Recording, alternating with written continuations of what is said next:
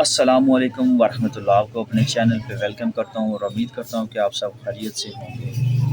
جیسا کہ آپ سب کو معلوم ہے کہ جو پنجاب میں سیلابی صورتحال ہے، بہت زیادہ نقصان ہو چکا ہے، جس میں لوگ جو ہیں وہ سڑکوں پہ رہنے پر مجبور ہو گئے ہیں۔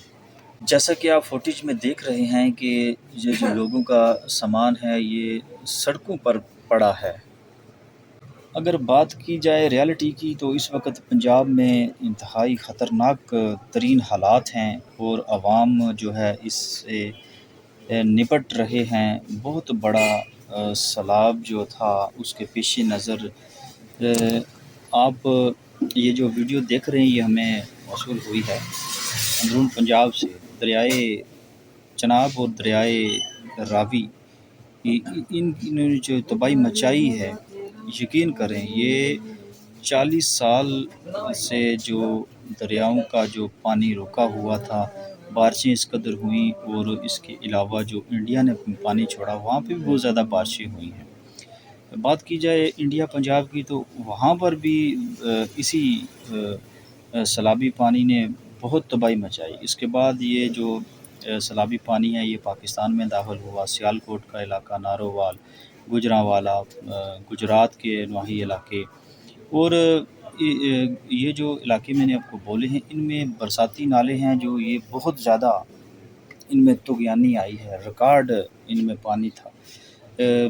دریاؤں کے بند بھی توڑے گئے بیراجز کو بچانے کے لیے، یہ تاکہ زیادہ نقصان نہ ہو، شہری علاقوں کو محفوظ کیا گیا، اور یہ سارا جو ہے پانی دیہات کے علاقوں میں داخل ہوا۔ لاہور راوی کا جو پانی ہے وہ لاہور کے اندرون شہر تک پہنچا ہے، جس سے مختلف سوسائٹیاں جو دریا کنارے تھیں وہ بھی اس کی نظر ہوئیں۔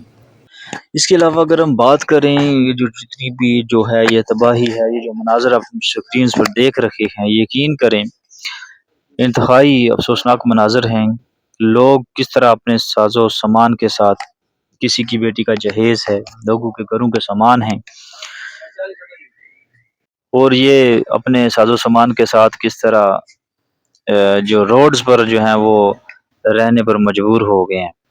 اور آپ کو پتہ ہے کہ بارشیں بھی ہو رہی ہیں، کس قدر مشکلات کا سامنا کرنا پڑ رہا۔ انتظامیہ کو اس معاملے میں جو ہے عملی طور پر اقدامات کرنے چاہیے۔ پنجاب گورنمنٹ سے ہماری ریکویسٹ ہے کہ آپ جو ہیں یہ سارے معاملات جو ہیں وہ بڑے اسلوبی کے ساتھ دیکھیں، ان کے کھانے کا بندوبست کیا جائے تاکہ سیلاب زدگان کی جو ہے مشکلات تھوڑی سی تو کم ہو سکے، ان میں کمی آ سکے۔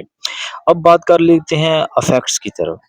سب سے بڑا جو ہے وہ اس میں یہ دیکھنا پڑے گا کہ یہ سیلاب جو ہے موسمی جو ہے وہ تبدیلیوں کی وجہ سے بھی ہر سال اس سیلاب کا سامنا کرنا پڑے گا۔ ہمیں جو ڈیمز جو ہیں وہ ہر صورت میں بنانے چاہیے۔